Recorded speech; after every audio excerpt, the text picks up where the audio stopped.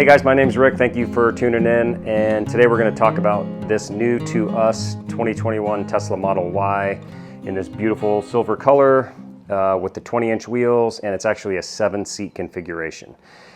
Bought the car used with about 16,500 miles, and actually from Tucson Subaru. So if those of you have been around the channel for a while, you know that I bought a number of cars from Tucson Subaru, so it was really cool. Just happened to be searching like I have been for months, and this car came up there and it worked. Everything ended up working out great. If you've been around a while, you know, and if you haven't, I'll kind of fill you in. About 6 months ago, I retired from the fire department and had sold my Porsche, my 2002 Porsche 911. Wasn't really driving it much, and I picked up a 2017 Chevy Volt to use as a commuter because of the new part-time job that I have to go to Phoenix quite often. And I also have to commute to the office here in town, which is about 44 miles round trip. I didn't want to put those miles on my Jeep, so I ended up with a 17 Chevy Volt. Absolutely love the car. It's a fantastic little car, and I don't know that there's really a better commuter for the money around. It's pretty darn awesome. We actually kept the Volt, kept the Jeep, and got rid of my wife's 2017 WRX. Which I'm personally very happy about. I never really liked that car all that much compared to the STI I had years ago. It just is not a comfortable daily driver in my opinion. My wife drove it all the time to work. If you would ask me 3 years ago would I ever own a full electric car or any kind of electric car, I would have told you no. Really had no interest. I like gas motors. I'm not somebody that feels like we have to get rid of gas motors and everybody should drive electric to save the planet. That's just not me.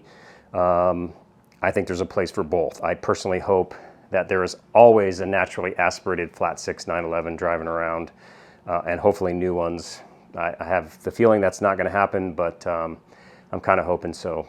Owning the Volt has made me really appreciate and really like the way electric cars drive, and the 6 months or so with the Volt is what really pushed me to want to finally get a Tesla. I had looked at them before, and just at the time when I bought the Volt, just didn't want to spend the money. Prices are even up higher now, so it's even a worse time to buy one, but is what it is. Life is short, so we found this 21 that we liked, and we decided to go with it. So today we're going to talk about the things I like about it, some of the things I don't, and I'll just show you around the car. Clearly, there are a ton of videos on Teslas around, but if you're interested, stick around. If you have questions, please shoot those below in the comments, and hopefully I can answer them for you.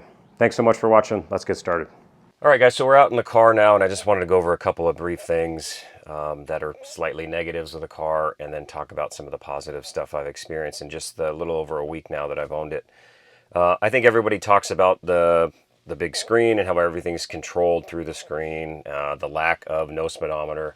I mean, certainly those are things I thought I was going to hate about this car, and it really hasn't bothered me. As far as the screen goes, yes, it does have a learning curve yet. It takes some time to figure out where everything is in here, how all the apps work, how to move things around. But after a couple of short days, you really kind of figure it out. And you set up a driver profile, and it stores all your settings. So if you have multiple people driving the car, it's really not a problem. You come out, the phone, it recognizes your phone as your key, and then everything's set to where you want it to be when you get in the car. So you don't have to mess with the mirrors every time or move the steering wheel or all that other stuff. To turn on the window wipers, you can just push the button over here. It pops up right away if you want to adjust the different speeds of the wipers and all that stuff. The one thing I will say is a negative is the fact that you cannot use Apple CarPlay in here, at least very easily. There is a way to actually hack it, I guess. I've seen a video that I watched on YouTube. It just looks extremely complicated and not worth messing with to me, to mess up your warranty or something like that. But along those same lines, being able to just search for an address on your phone, whether you're traveling, or in town, even something you're not familiar with, and just have that, when you hit search, have it just pop up on here versus having to get the address, then enter it into the Tesla search. The voice command works pretty well in here, so that is an option, but again, it's just familiarity, and I think I'll be over it here shortly, but it is nice to run Apple Music and everything through the screen versus having to just use your phone. So everything does Bluetooth and works fine. It's just an inconvenience, basically. Other than that, I mean, I really, so far, haven't come up with anything else that's really driving me crazy. I think I had watched so many videos and I've been in Teslas a number of times now, so I kind of knew everything to expect. And all the things I thought would be really kind of frustrating, the no speedometer and in front of you and all that kind of stuff in the screen, hasn't bothered me too much. Mostly the CarPlay situation. As far as the positives, just real quick, the thing that surprised me the most when I first test drove this car, honestly, is how nice the steering feel is. It's actually pretty good. There's 3 different settings.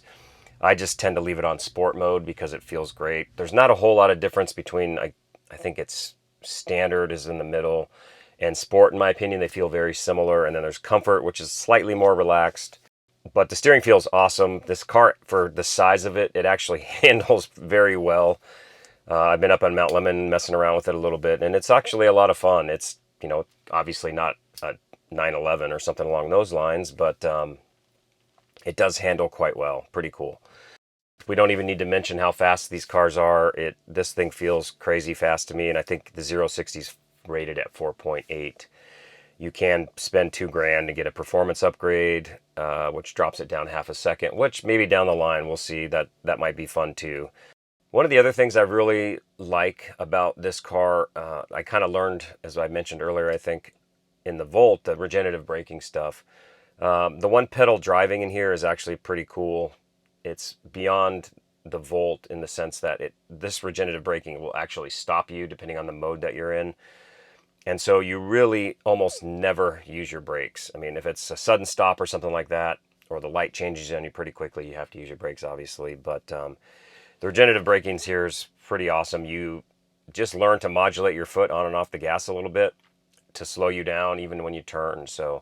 And I thought that was pretty intuitive. It happened pretty quickly for me, so I like that. Another real positive, I mean, the interior in here is actually pretty nice. These seats are comfortable, very adjustable. Everything is within reach, and for the most part makes sense. So very, very positive so far about how the car drives, how you use it, and all those kind of things. So I'm not going to ramble on a whole bunch about all the great things about Teslas. There's tons of videos about them. I just thought I'd give you a few of my little brief, slightly negatives, and then what I'm liking about the car so far. And plan to do more videos on the Tesla, even though there's tons of them out there. If you have specific videos you'd be interested in seeing, let me know.